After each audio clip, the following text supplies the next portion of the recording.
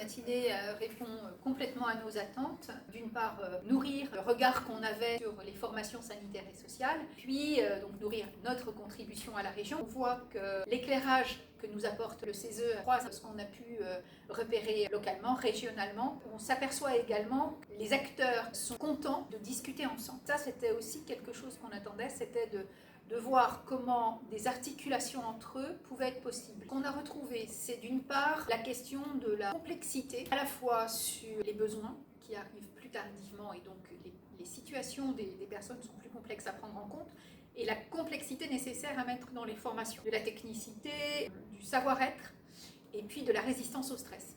Il y a également la question des temporalités. On voit qu'elle est importante pour les professionnels qui ont besoin de temps d'accompagnement et les personnes qui ont besoin de temps pour être accompagnées, pour ne pas se limiter à un acte technique et être bien dans une prise en compte globale de la personne. Et c'est cette prise en compte globale de la personne qui est mise en avant dans la majeure partie des formations, d'où la complexité. La question des moyens aussi est quelque chose qu'on a croisé très largement pendant cette matinée. Ce qui était intéressant, c'est que c'était partagé par tous les intervenants, mais aussi par M. Jean-Jacques Coaplet, qui est le directeur régional de l'ARS. On voit bien que là, il y a une convergence de nécessité d'investissement dans ce qui va faire ciment de la société. Le Césaire Pays de la Loire a participé activement à nos travaux, a fait une contribution écrite. Ce rapport-là, tout ce qu'il pointe, il pointe plein d'acteurs, dont les acteurs régionaux. En fait, vu la situation et la crise qui est forte, qui est vive et qui est intense, plus on pourra présenter le rapport, plus il sera compris, plus il sera écouté, plus il sera débattu, plus j'ai l'impression qu'on pourra sortir de cette crise avec une forme d'intelligence collective. Les questions importantes qui ressortent, c'est quand même toujours cette question de sens du travail, mais en affinant, c'est comment les organisations de travail, les modèles de management, de pilotage, finalement aujourd'hui déstructurent ou restructurent le sens du travail. Et dans tout ce qui est en train de se passer, tout ce bouillonnement de restructuration, déstructuration, et ben en fait les professionnels ne s'y retrouvent plus et qu'ils ne peuvent plus rester dans ce métier pour ne pas souffrir, qui pourtant est un boulot qu'on dit passion, qu'on dit vocation.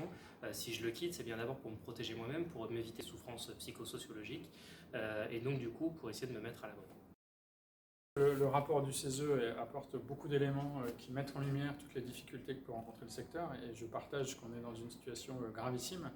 Donc de réussir à mettre un certain nombre d'acteurs autour de la table, c'est tout à fait essentiel. Je découvre l'importance qu'on peut prendre dans ce moment-là en tant qu'établissement de formation. Les formations sont des formations en alternance. Très très souvent, on a des retours des employeurs en fin de formation qui nous disent vos étudiants ne sont pas prêts, ils n'ont pas de vision de la réalité professionnelle. Donc qu'est-ce qu'ils font pendant leur stage? Je crois qu'il faut vraiment qu'on travaille ensemble, et peut-être avec la recherche, pour comprendre ce qui se passe en stage, ce qu'on attend et c'est quoi apprendre en milieu professionnel, parce que le stage devrait bien permettre d'apprendre de manière complémentaire avec ce qui se passe en formation. Les chiffres baissent tous les ans. Le métier le plus affecté, c'est assistant de service social, et sur les autres formations, 10 et 15% de baisse de candidats chaque année. C'est des profils qui sont sans doute plus fragiles et qui repèrent un décalage de niveau entre les attendus de la formation et leur propre niveau, donc qui peuvent arrêter. Certains étudiants aussi qui, quand ils démarrent un stage, nous disent ce secteur est trop en difficulté. Moi, ce que je vis en stage, c'est pas ma représentation du métier, c'est pas ce que j'ai envie de faire, donc qui arrêtent. On a des étudiants aussi qui stoppent pour des raisons financières. De fait, entre le nombre de candidats qu'on a en début de formation et le nombre de candidats en fin de formation et qui vont aller sur le terrain professionnel, on a une baisse significative aujourd'hui. Pour moi, cette matinée est un temps particulièrement riche. À la fois pouvoir restituer à des acteurs de la cohésion sociale le travail du CESE. Il me semblait important que ceux qui parfois ne se sont pas reconnus sachent qu'il y avait eu un travail sur les difficultés rencontrées dans leur secteur fait par le CESE. Le deuxième objectif, c'était de croiser les regards et le travail entre ce qu'a fait le CESE dans son étude les métiers de la cohésion sociale et les travaux du Césaire Pays de la Loire, en l'illustrant par des témoignages d'acteurs régionaux et en approfondissement des problématiques de notre regard régional. Sur les questions de la formation, ce sont des questions qui se posent au plan national, mais nous avons aussi une réalité territoriale. La place que prend l'apprentissage dans cette réalité est spécifique en Pays de la Loire. Et la matinée visait à ce que l'on puisse mettre en avant les points forts, mais aussi interroger les points faibles et, si possible, entraîner les politiques pour construire des politiques publiques qui soient susceptibles de répondre aux défis que rencontrent les questions de cohésion sociale.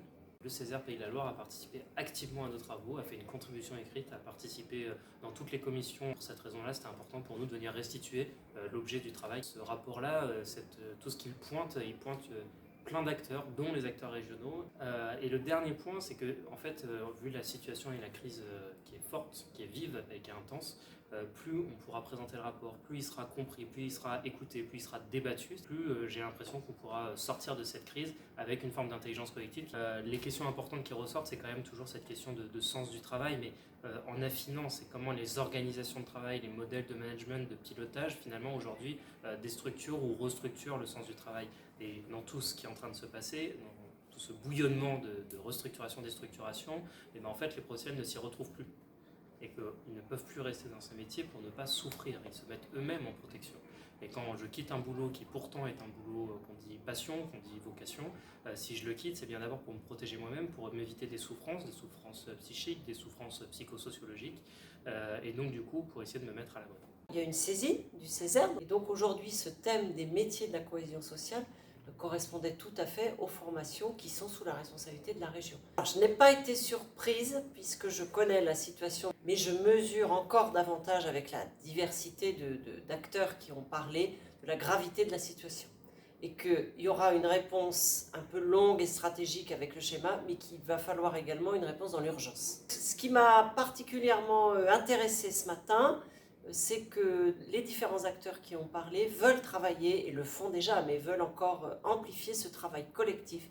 Et c'est vrai que vu la gravité de la situation actuelle, qui malheureusement risque encore là, dans les mois à venir d'être de plus en plus difficile, c'est bien ensemble qu'on va trouver des solutions. Et une journée comme celle-ci nous permet de nous former, nous permet d'être bien informés des différentes situations, et également de nous rencontrer pour envisager ensemble des solutions.